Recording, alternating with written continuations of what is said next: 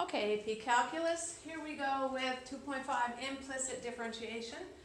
We are going to take the equation of a circle. You see that I drew the circle for you. The center is 0, 0, the radius is 5, because this stands for the radius squared. So we have a radius of 5. I chose that radius of 5 on purpose because I figured that if the hypotenuse was a 5, I would have my option with having a 3, 4 or 4, 3 combination. So there's lots of points around this circle that I'm familiar with. First off, right there on the x and y axis, we have a positive 5, 0, and we have a negative 5, 0. On the y axis, we have 0, 5, and we have 0, negative 5. Now I'm not going to plot all these points around here, but I definitely have a 3, 4 combination. It comes from this triangle right here. If you look at dropping a vertical line down here to the x-axis, this little triangle is here. Or if I drop this little vertical line down, this longer triangle would be over here. And these are right triangles, 3, 4, 5. That's a Pythagorean triplet with 5 being on the hypotenuse. Anyway, this is prerequisite knowledge, but we have our circle here. And what we're going to do is take the derivative of this curve and we're going to find dy dx so that we can find the slope of the tangent line to any point on this curve and therefore write the equation of the tangent line to any point on that curve. So the thing is, our y value is not all by itself. This thing does not say y equals something all with x's. This is not a function of x. So the first thing we're going to do is, well, first thing we could do is solve for y, but if we solve for y, we'd have to subtract the x squared from both sides of the equation, take a square root. Things get a little bit nasty there when you take that square root. So we're going to leave the y right where it is, and we are going to do something called implicit differentiation because the y is embedded inside of our function. So that goes something like this. First off, we take the derivative of x squared just like we always would, and we get 2x. Now let's not forget that our job is to find dy dx by the time we're done. So we're going to take this derivative with respect to x. Now I'm going to ask you that in your first step of the problem, anytime you take the derivative of an x term, that you follow it with the chain rule that says multiply by the derivative of x with respect to itself. Because I did take the derivative of an x squared, of an x term. So therefore, in reality, I am having a chain rule of the derivative of x with respect to x, which in the next step is going to turn into just a plain 1. It matters, though, for the y, so we're going to pay close attention to that. Our plus sign is copied, and the derivative of y squared is 2y, and then multiplied by the derivative of y with respect to x. So this is our chain rule. Equals, and the derivative of any constant, including 25, is 0. So anytime you take the derivative with respect to x, if you are taking the derivative of a variable, you chase that with the derivative of that variable with respect to x. So I will repeat that up here.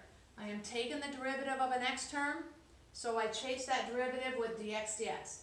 I am taking the derivative of a y term, so I chase that derivative with dy dx. All because I'm finding the overall derivative with respect to x. That's your direction. Okay? Okay. Well, my next step is to clean this up a little bit, which means everywhere you have a dx dx, you're just going to consider that the number 1, and you're just going to say 2x plus 2y dy dx is equal to 0. Okay? Our next step is to get our dy dx terms on one side of the equation and get everything else on the other. I tend to always make sure my dy dx's are on the left-hand side. It really doesn't matter as long as you're solving for it. But I need to remove that 2x from the left-hand side of the equation. So I'm going to end up getting 2y dy dx is equal to a negative 2x. My next step that I should consider, even though it doesn't play here, is I should consider myself factoring out a dy dx from all of the dy dx terms that end up on that side. I only have one term here, so I won't need to do that step. But in the next example, you'll hear me talking about that and wonder why I didn't do it in the previous one. Now you'll know. So that I only have one dy dx term, so there's no need to factor the dy dx out of its own term. I am going to divide both sides by 2y. I'm going to get dy dx is equal to negative 2x divided by 2y, and then I'm going to simplify this, and this is going to give me negative x over y. And this is a formula that gives us the slope of the tangent line for any xy coordinate point around the original curve.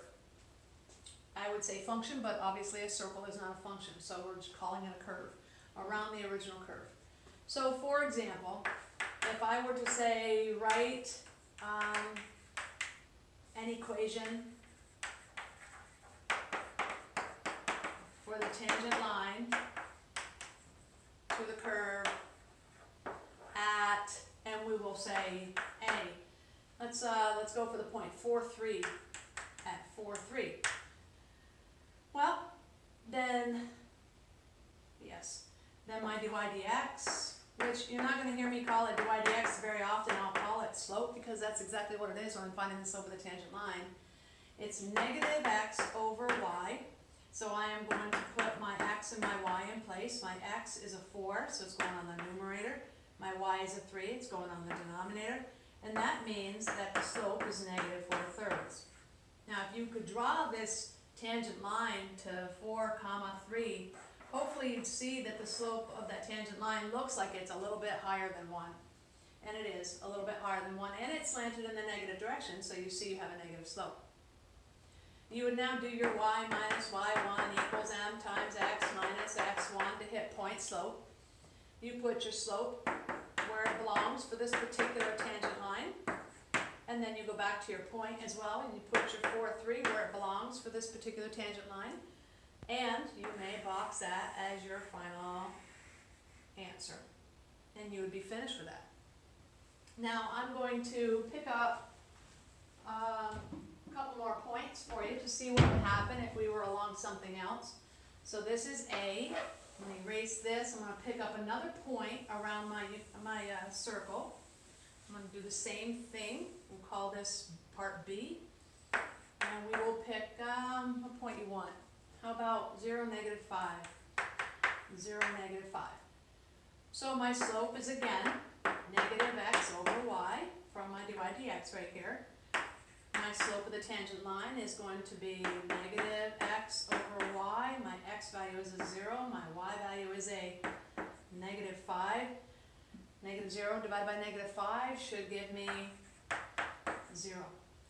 Now I'm going to be a little more intuitive here, because when I have a slope of 0, when the slope is equal to 0, I know that my tangent line must be horizontal.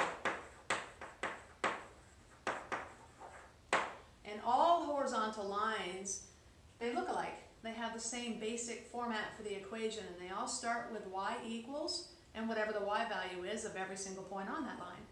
So we're looking at y equals, and what is the y value that contains the point 0, -5? It would be -5, and this is it, and we would be done. And we would have the same answer if we did the y minus y1 equals m times x minus x1. You would put a 0 here in for your slope, x minus y minus, and we'd put the 0, -5 into our problem. This would turn out into y plus 5 equals 0. We would subtract 5 from both sides of the equation to balance the equation and to isolate our y, and we'd still end up with y equals -5. But try to think a little smarter. Let's not work quite so hard here, okay? So anytime you have a slope equals 0, your tangent line must be horizontal. All you have to do is pick up the y value from your point of tangency up here. And let's just look at that. We had our tangent line at 0, -5. Doesn't that look like this would be the line of y equals -5? It makes pretty good sense. And yes, I will do one more example on this particular problem. Then I'll get into something a little tougher with you. So let's call this part C now. And we will use the point, let's go over here. No, let's stay here at 5, 0. We will use the point 5, 0. So I'm looking at my slope is equal to the negative x over y. So here's my x, here's my y. My x value is 5, my y value is 0. I'm looking at something here that says my slope is undefined. Division by 0 is not allowed. It's okay to have a 0 in the numerator, but no way should you have a 0 in the denominator. So this is an undefined slope, which means here that when slope is undefined. Ooh, fine. The tangent line. Don't leave yet. Billy ran to get his license to clock out. The tangent line must be, so if we have a slope that's undefined, it can't be the horizontal, it's gotta be that vertical line.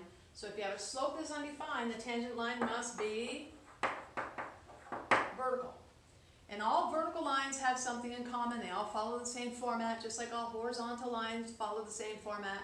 And if the horizontal lines are y equals some number, well then the vertical lines are gonna be x equals some number, and that should ring a bell with you because we've done a lot of vertical asymptotes. All of our vertical asymptotes were noted with x equals some number. So this is going to be x equals whatever the x value is on the point of tangency up here, which happens to be 5. And this would be the equation of the tangent line. Now let's draw that tangent line to 5, 0. Wouldn't it look like it's vertical? And then you would name it x equals 5.